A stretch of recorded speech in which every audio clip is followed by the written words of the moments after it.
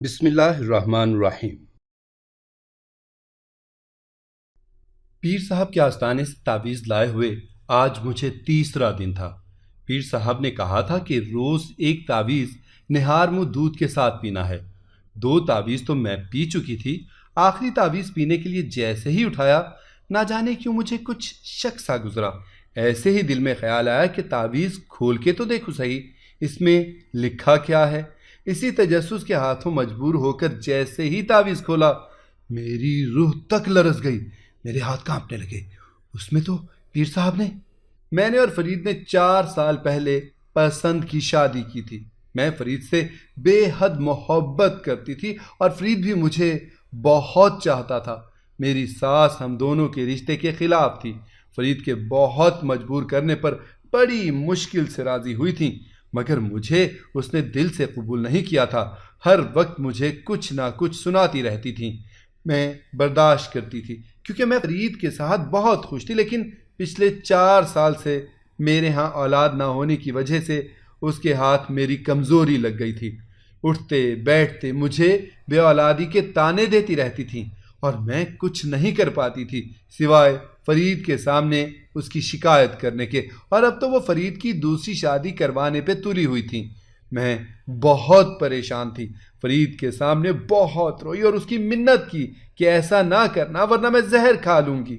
اس نے بھی یقین دہانی کروائی کہ مجھے بے فکر رہو سعدیہ، میں ایسا سوچ بھی نہیں سکتا، اللہ کو دینی ہوگی اولاد تو دے گا، تم پریشان کیوں ہوتی ہو؟ اماں سے میں بات کر لوں گا۔ لیکن بڑھیا کے ارادے کچھ اور ہی تھے۔ رشتے ڈھونڈ رہی تھی فرید کے لیے، اور یہ بات میرے لیے بہت پریشان کن تھی۔ بہت علاج کروایا، کافی ٹوٹکے کیے، لیکن میری مراد پوری نہیں ہوئی۔ پھر ایک دن میری سہیلی امینہ نے کسی پیر کا ذکر کیا۔ پیر صاحب کے دیے ہوئے تعویذ سے اب تک کئی بے اولاد جوڑے صاحب اولاد ہو چکے ہیں، تو اگر کہے تو میں تجھے ان کے آستانے پہ لے چلوں گی، کیا پتا تیری جھولی بھی بھر جائے۔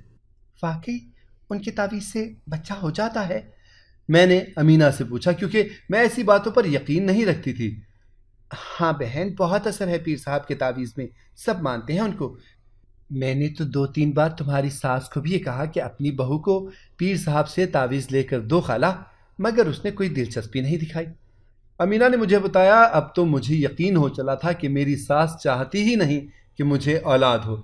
میں کبھی کسی پیر فقیر کے پاس نہیں گئی، کیونکہ فرید کو یہ بات پسند نہیں تھی اور نہ ہی اسے پیروں فقیروں پر بھروسہ تھا، لیکن یہ بات میرے جی کو لگی تھی۔ میں بس چاہتی تھی کہ کسی طرح میں سوتن سے بچ جاؤں اور میرے آنگن میں بھی بچے کھیلیں۔ اسی لیے امینہ کے ساتھ جانے کی حامی بھر لی اور فرید کو منانے کا سوچا تھا کہ وہ راضی ہو جائے اور مجھے پیر صاحب کے آستانے پر جانے کی اجازت دے۔ 2 دن تک میں یہ بات سوچتی رہی، موقع ہی نہیں ملا فرید سے تذکرہ کرنے کا۔ آج موقع ملتے ہی بات کروں گی۔ فرید سے کچھ دن سے فرید کچھ اکھڑا اکھڑا سا تھا، ماں کے پاس بیٹھا رہتا، پتہ نہیں کون سی پٹیاں پڑھاتی تھی بیٹے کو، اور کل اپنی بھانجی کو بلوا لیا اور وہ ہنس ہنس کے فرید سے باتیں کر رہی تھی۔ یہ دیکھ کر میرے دماغ میں خطرے کی گھنٹیاں بجنے لگیں۔ بڑھیا اپنی بھانجی کو جس مقصد کے لیے لائی ہے وہ میں کبھی نہیں ہونے دوں گی۔ رات کو جب فرید کمرے میں آیا تو میں اس کے لیے دودھ کا گلاس لے آئی اور کہا، میری ایک بات مانو گے؟ فرید نے میری طرف دیکھا اور بولا، کون سی بات؟ میں نے کہا، ہمارے بھلے کی بات ہے۔ میں نے ہمت کر کے بات شروع کی۔ ہماری زندگی سنور جائے گی۔ دیکھو فرید، میں نے تم سے کبھی کچھ نہیں مانگا، بس تم میری یہ بات مان لو اور میرا ساتھ دو۔ اچھا بتاؤ تو صحیح، فرید بولا۔ فرید کا ہاتھ پکڑ کر میں پیار اور جوش سے بولی، فرید، آج نا وہ امینہ آئی تھی، اس نے بتایا ہے کہ پاس والے گاؤں میں ایک بہت پہنچے ہوئے پیر صاحب ہیں جو بے اولاد جوڑوں کو تعویذ دیتے ہیں اور ان کے تعویذ پینے سے اولاد ہو جاتی ہے۔ تم اجازت دے دو تو میں پیر صاحب کے آستانے پر چلی جاؤں۔ یہ سن کر فرید کے ماتھے پہ بل پڑ گئے اور منہ بنا کر بولا، بھائی چلی، کچھ نہیں ہوتا ان تعویذوں سے، یہ سب جعلی پیر ہیں، لوگوں کو بیوقوف بنا کے پیسے ٹھگنے کا کاروبار بنایا ہوا ہے، بس رہنے دو تم۔ فرید بولا۔ مجھے یہ سن کر مایوسی ہوئی، اسی جواب کی توقع تھی مجھے فرید سے، اس لیے تھوڑا لاڈ سے بولی، دیکھ فرید، آزما لینے میں کیا حرج ہے، کیا پتا میری گود بھی بھر جائے۔ فرید کچھ سوچ کر چپ ہو گیا اور مجھ پہ ترس کھا کے اجازت دے دی اور کہا، چل تو آزما لے، خوش ہو جا۔ سچ فرید؟ میں خوشی سے بولی۔ فرید ہنسنے لگا۔ مجھے رات بھر نیند نہیں آئی، خوشی اور بے چینی سے کب صبح ہو اور کب میں امینہ کے ساتھ پیر صاحب کے آستانے پر چلی جاؤں۔ خیر صبح ہی میں نے فرید کے کان میں یہ بات ڈال دی تھی کہ اپنی اماں کو یہ بات نہ بتائے۔ فرید مان گیا اور کہا اچھا ٹھیک ہے، میں نہیں بتاؤں گا اماں کو۔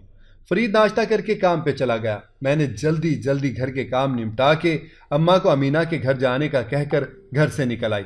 امینہ کے گھر پہنچ کے اسے بتایا کہ میں نے فرید سے اجازت لے لی ہے، اب تو مجھے پیر صاحب کے آستانے پر لے چل۔ امینہ یہ سن کے خوش ہوئی اور بولی میں اندر سے چادر لے کے آتی ہوں، پھر چلتے ہیں۔ میں اور امینہ گھر سے نکل آئے، تانگا پکڑا اور ساتھ والے گاؤں کا پتہ بتایا۔ وہ سیدھا ہم دونوں کو پیر صاحب کے آستانے پر لے گیا۔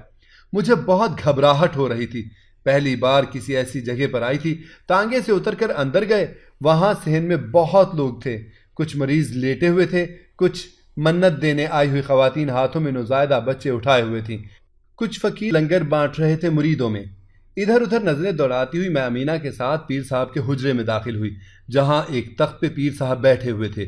دیکھنے میں کوئی اتنے جلالی پیر تو نہیں لگ رہے تھے، مگر سفید ریش بزرگ سفید پگڑی باندھے ہوئے تھے، ہاتھ میں تسبیح لیے آنکھیں بند کر کے کچھ ورد کر رہے تھے۔ نیچے فرش پر چٹائی بچھی ہوئی تھی جہاں طرح طرح کی عورتیں بیٹھی ہوئی تھیں۔ ہم دونوں بھی وہیں بیٹھ گئے اور اپنی باری کا انتظار کرنے لگے۔ باری باری ساری عورتیں تعویذ لے کے جا رہی تھیں۔ پھر کافی دیر بعد خدا خدا کر کے میری باری آئی۔ امینہ نے پیر صاحب کو بتایا پیر صاحب یہ میری سہیلی ہے سعدیہ، 4 سال ہو گئے اس کی شادی کو، بچہ نہیں ہوا۔ آپ کی شہرت سن کے میں اس کو آپ کے آستانے پر لے آئی ہوں، مہربانی کر کے اسے بھی تعویذ دے دیں جس سے اولاد ہو جاتی ہے۔ بیچاری بہت پریشان ہے، اس کی ساس اس کے شوہر کی دوسری شادی کروانا چاہتی ہیں۔ پیر صاحب نے آنکھیں کھول کر سعدیہ کی طرف غور سے دیکھا اور کہا لڑکی اپنا ہاتھ دھو۔ یہ سن کر میرا دل دھڑکا، میں گھبرا گئی، مجھے پسینہ آنے لگا۔ میں نے گھبرا کے امینہ کی طرف دیکھا۔ امینہ میری گھبراہٹ کو بھانپ گئی۔ اس نے میرے کان میں کہا سعدیہ گھبراؤ نہیں، ہاتھ دے دو پیر صاحب، نبض دیکھتے ہیں۔ میں نے اس کی طرف دیکھ کے دوپٹے سے اپنا پسینہ پونچھ کے اس کے کان میں کہا پیر صاحب کوئی ڈاکٹر تھوڑی ہیں جو نبض دیکھیں گے۔ امینہ نے میری طرف غصے سے دیکھا اور اشارے سے اپنا ہاتھ پیر صاحب کی طرف بڑھانے کو کہا۔ مجبوراً میں نے اپنا کانپتا ہوا ہاتھ پیر صاحب کی جانب بڑھایا۔ پیر صاحب نے میری نبض دیکھی اور اپنی آنکھیں بند کر کے کچھ پڑھنے لگے اور پڑھ کے میری نبض پہ دم کر دیا اور ہاتھ چھوڑ دیا۔ تب جا کے میری جان میں جان آئی۔ پھر پیر صاحب نے 3 تعویذ اپنے چھوٹے سے صندوق سے نکال کر میری طرف بڑھائے اور تنبیہ کی کہ ان تعویذوں کو کھول کے دیکھنا منع ہے ورنہ تعویذ اثر نہیں کریں گے۔ میں نے حامی بھر کے سر ہلایا اور وہ تعویذ جھٹ سے میں نے لے لیے اور نذرانے کے پیسے پیر صاحب کے تخت کے ایک کونے پر رکھ دیے۔ ان کا شکریہ ادا کیا اور وہاں سے نکل آئی۔ حجرے سے نکل کر میں نے سکون کا سانس لیا۔ باہر نکل کر واپسی کے لیے تانگا پکڑ کے بیٹھ گئے۔ بہت دیر ہو گئی تھی، گھر پہنچتے پہنچتے شام ہو گئی۔ تعویذ دوپٹے کے پلو سے باندھ کے اندر پہنچی تو میری ساس نے ہاتھ نچا نچا کر دیر سے گھر پہنچنے پر بہت جلی کٹی سنائی۔ میں خاموشی سے سنتی رہی۔ کمرے میں چلی آئی، منہ سے ایک لفظ نہیں بولی۔ اپنے دوپٹے کے پلو سے کھول کے تعویذ نکال کے صندوق کھول کے اس کے اندر تعویذ چھپا کے رکھے۔ کل صبح نہار منہ پہلا تعویذ پینا تھا مجھے۔ صبح اٹھ کے دودھ کے گلاس کے ساتھ پہلا تعویذ گھول کر پی لیا۔ میں نے حلق میں کچھ کڑوا سا محسوس کیا۔ بھلا لکھے ہوئے تعویذ میں بھی کوئی ذائقہ ہوتا ہے؟ عجیب سا محسوس ہوا، لیکن سر جھٹک کے باہر چل دی۔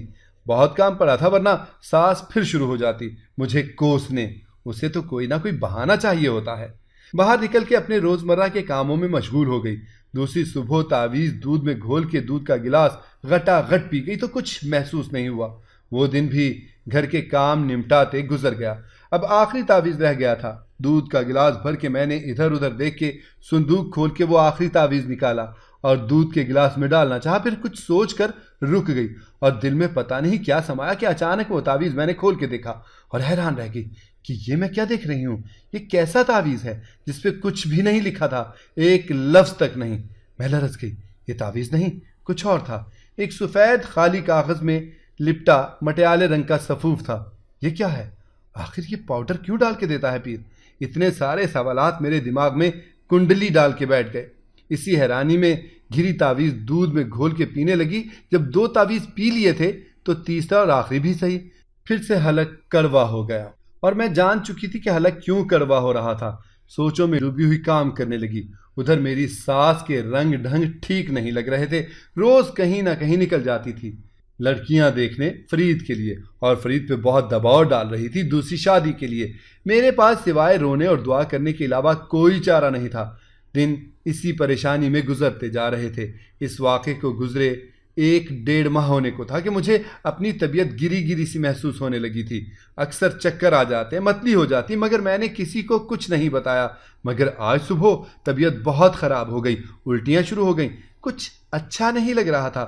بڑی مشکل سے کمرے تک آئی اور چارپائی پہ گر گئی۔ فرید آیا تو میری حالت دیکھ کے تشویش ہوئی۔ گاؤں کے سرکاری ہاسپٹل لے گیا۔ وہاں پہنچ کر جو ڈاکٹرنی نے ہم دونوں کو خوشخبری سنائی، اسے سن کر ہم دونوں خوشی سے پھولے نہ سمائے۔ فرید بہت خوش تھا اور بار بار اوپر دیکھ کر اللہ کا شکر ادا کر رہا تھا۔ مجھے گھر کے دروازے پر چھوڑ کر مٹھائی لینے چلا گیا۔ میں اندر آئی، ہنستے ہوئے یہ خوشخبری اپنی ساس کو سنائی۔ وہ حیرانی سے مجھے دیکھتی رہیں اور خوشی کا اظہار کیا۔ اب پتہ نہیں خوش بھی ہوئیں کہ نہیں۔ اس کے دل کے ارمانوں پر جو پانی پھر گیا تھا، میں وہیں چارپائی پر لیٹ گئی۔ مجھے یقین نہیں آ رہا تھا کہ میں امید سے ہوں، اور یہ کوئی اتفاق نہیں تھا اور نہ کوئی اور وجہ تھی۔ یہ اسی پیر صاحب کے تعویذ کی وجہ سے ہوا تھا جس پہ کچھ نہیں لکھا تھا۔ تھوڑی دیر بعد فرید آ گیا، خوشی خوشی مٹھائی لے کر۔ ماں بیٹا مٹھائی کھاتے رہے اور خوشی کا اظہار کرتے رہے۔ ساس نے کہا میں تو پورے گاؤں میں مٹھائی بانٹوں گی۔ فرید ہنسنے لگا اور کہا ہاں ماں، تو پورے گاؤں میں مٹھائی بانٹ، سب کو بتا دے کہ تو دادی بننے والی ہے۔ کچھ دیر بعد میری ساس مٹھائی بانٹ کے آئی اور شام کو کچھ عورتیں آ گئیں مبارکباد دینے۔ بہت رونق لگی تھی گھر میں۔ فرید میرے لیے پھل آیا تھا دوائیوں کے ساتھ۔ مجھے پھل کاٹ کاٹ کے اپنے ہاتھوں سے کھلاتا رہا۔ اس رات ہم دونوں دیر تک باتیں کرتے رہے، اپنے بچوں کے بارے میں، ان کے نام اور ان کے مستقبل کی باتیں۔ بہت خوش تھے ہم۔ صبح اٹھ کر میں نے ناشتہ بنایا تو امینہ آ گئی مبارکباد دینے۔ مجھے خوشی سے گلے لگا کے مبارکباد دی۔ میں اس کے لیے چائے بنا کے لائی، پھر بیٹھ کر دونوں باتیں کرنے لگیں۔ وہ بولی دیکھا تم نے پیر صاحب کی کرامت؟ میں نہ کہتی تھی کہ پیر صاحب کے تعویذ کرامت والے ہیں۔ ہاں مان گئی امینہ، پیر صاحب کو بھی اور ان کے تعویذ کو بھی۔ میں نے سوچتے ہوئے کہا۔ امینہ بولی منت دینے جانا ہوگا اب تمہیں پیر صاحب کے آستانے پر۔ ہاں جاؤں گی، کچھ طبیعت سنبھلے تو تم چلو گی یا میں اکیلی چلی جاؤں؟ نہیں، تم خود چلی جانا فرید کے ساتھ۔ میں کچھ دنوں کے لیے اپنے میکے جا رہی ہوں، نہیں آ سکتی تیرے ساتھ۔ ٹھیک ہے، میں چلی جاؤں گی، تم فکر نہ کرو۔ اس کو تسلی دے کے میں دل میں خوش ہوئی، کیونکہ اس بار میں اکیلے ہی جانا چاہتی تھی پیر صاحب کے آستانے پر کچھ باتوں کا پتہ لگانے کے لیے۔ پھر بہت سارے دن یوں ہی گزر گئے، لیکن جا نہ سکی، طبیعت خراب رہتی تھی۔ ہر وقت اسی طرح ہوتے ہوتے 3 ماہ ہو گئے، لیکن جانا تو تھا۔ آج کچھ بہتری محسوس کر رہی تھی طبیعت میں، تو پیسے لے لیے فرید سے اور اس کو بتا کے نکلی۔ مٹھائی اور جوڑا منگوا لیا تھا، پیسے بھی دوں گی۔ سامان اٹھا کے تانگے پہ بیٹھ گئی۔ اکیلے جاتے ہوئے ڈر بھی بہت لگ رہا تھا، مگر اپنی فطری تجسس کے مارے خود کو روک نہ سکی۔ آستانے پر پہنچ کر میں ڈرتے ڈرتے اندر کی جانب قدم بڑھانے لگی۔ میرا دل پتے کی طرح کانپ رہا تھا، کہیں میں نے اکیلے آ کر غلطی تو نہیں کرتی۔ یہ خیال مجھے بہت بے چین کیے ہوئے تھا، اور وہاں بھانت بھانت کے لوگ دیکھ کر میں اور بھی گھبرا گئی۔ لیکن مجھے آج ہر حال میں پیر صاحب سے اپنے سوال کا جواب چاہیے تھا۔ کچھ دیر مجھے انتظار کرنے کو کہا گیا، پھر جب اندر سے بہت سی خواتین نکلیں تو مجھے بلایا گیا۔ میں دل ہی دل میں دعا کرتی اندر آئی، جہاں پیر صاحب اکیلے بیٹھے تھے۔ ان کی آنکھیں بند تھیں اور وہ کوئی تسبیح کے دانے گاتے کچھ پڑھ رہے تھے۔ السلام علیکم پیر صاحب۔ میں نے ہمت کر کے سلام کیا تو انہوں نے سر کے اشارے سے جواب دیا۔ میں نیچے بیٹھ گئی اور بمشکل ہمت کر کے بولی پیر صاحب، آج سے تقریباً 4 ماہ پہلے میں آپ کے آستانے پہ آئی تھی اولاد کے لیے۔ میری بات پہ انہوں نے کوئی جواب نہ دیا اور نہ ہی اپنی آنکھیں کھولیں۔ میں نے پھر اپنی زبان کھولی۔ وہ پیر صاحب، مجھے اللہ تعالیٰ نے خوشخبری سنائی ہے، اب میں الحمدللہ امید سے ہوں۔ اب کی بار پیر صاحب نے اپنی زبان سے مبارک کا لفظ ادا کیا۔ لیکن پیر صاحب، میں نے آپ کا تعویذ کھول کر دیکھا تھا اور اس میں تو… میں نے اپنی زبان روکی کیونکہ پیر صاحب نے اپنی آنکھیں کھول لیں اور وہ عجیب نظروں سے میری طرف دیکھنے لگے۔ ان کی اس طرح دیکھنے سے میری ہمت جواب دینے لگی اور میں خاموش ہو کر ان کی طرف دیکھنے لگی، لیکن انہوں نے اپنی سوالیہ نظریں میرے وجود پہ جما لی تھیں۔ مجبوراً میں نے اپنا منہ کھولا۔ لیکن اس کے اندر مٹیالے سے رنگ کا صفوف پڑا تھا اور کچھ نہیں تھا۔ لیکن پیر صاحب، یہ کوئی اتفاق نہیں، 4 سال سے میں نا امیدی کی زندگی گزار رہی تھی اور آپ کا دیا ہوا صفوف پی کر میں حمل سے ہو گئی۔ اب کی بار پیر صاحب کے ماتھے پہ بل پڑے اور وہ درست لہجے میں بولی، لڑکی، تمہیں تمہاری مراد مل گئی، اب تم کیا چاہتی ہو؟ میرا گلا یہ سن کر خشک ہو گیا۔ میں نے کہا، پیر صاحب، اگر تو یہ آپ کی دوائی کی وجہ سے ہوا ہے تو آپ نے یہ کیوں کہا کہ یہ تعویذ ہے اور اسے بالکل کھولنا نہیں ہے ورنہ اثر نہ ہوگا؟ میں جلدی جلدی اپنی بات کہنے لگی۔ آپ یہ بھی تو کہہ سکتے تھے کہ یہ دوا ہے، اسے پی لو تو اولاد ہو جائے گی۔ میں نے سوال پورا کر لیا تھا۔ اب پیر صاحب خاصے بے چین نظر آ رہے تھے۔ پیر صاحب، مجھے آپ سے یہ پوچھنا ہے کہ آپ نے مجھ سے غلط بیانی کیوں کی؟ بتانے میں کیا حرج ہے؟ آخر اور اس دن آپ نے میری نبض بھی چیک کی تھی، اس کا مطلب آپ کو پتہ چل گیا تھا کہ مجھے کیا مسئلہ تھا، تو آپ نے مجھ سے کیوں چھپایا؟ میں نے اندھیرے میں تیر مارا جو کہ سیدھا جا کے نشانے پر لگا۔ پیر صاحب کچھ دیر تو چپ رہے، پھر اس خاموشی کو توڑ کے بولے، آج تک مجھ سے کسی نے یہ سوال نہیں پوچھا، تم بہت عقل مند لڑکی ہو، اس سے تمہیں بتاتا ہوں، مگر ایک شرط ہے۔ وہ انگلی اٹھا کے بولے، جی پیر صاحب، کون سی شرط؟ شرط یہ ہے کہ تم اس راز کو راز میں ہی رکھو گی، کسی سے اس بات کا ذکر نہیں کرو گی، وعدہ کرو۔ جی پیر صاحب، مجھے آپ کی یہ شرط منظور ہے، میں آپ سے یہ وعدہ کرتی ہوں کہ کبھی بھی کسی کو نہیں بتاؤں گی، راز کو میں راز ہی رکھوں گی۔ بیٹا، میں بہت چھوٹا تھا جب میرے والدین مجھے چھوڑ کر اس دنیا سے چلے گئے۔ میرا اس دنیا میں اب کوئی نہیں تھا، میں بالکل اکیلا رہ گیا تھا۔ یہ دیکھ کر میرے پڑوسی حکیم صاحب کو مجھ پر ترس آ گیا۔ وہ مجھے 2 وقت کا کھانا دیتے تھے اور اپنے دواخانے میں رکھ کو سلاتے تھے۔ میں بھی ان کے چھوٹے موٹے کام کر دیا کرتا تھا۔ حکیم صاحب بہت پہنچے ہوئے تھے، دور دور سے لوگ دوا لینے آتے تھے ان سے۔ مجھے دوا پیسنے کو کہتے، صفوف بنانے کو کہتے، کون سی دوا کس چیز کی ہے۔ اب مجھے یہ سمجھ آنے لگا تھا، میں بڑا ہوتا گیا یہی دوائیں بناتے بناتے۔ ایک دن ایک بے اولاد جوڑا ان کے دواخانے میں آیا جن کے ہاں 12 سال سے اولاد نہیں تھی۔ حکیم صاحب نے مجھے دوا بنانے کا طریقہ بتایا، میں نے دوائی بنائی اور حکیم صاحب کو دی۔ حکیم صاحب نے اس بے اولاد جوڑے کو دوا دی اور ان کو اولاد ہو گئی۔ ایسے ہی حکیم صاحب کی صحبت میں نے دم کرنا بھی سیکھ لیا۔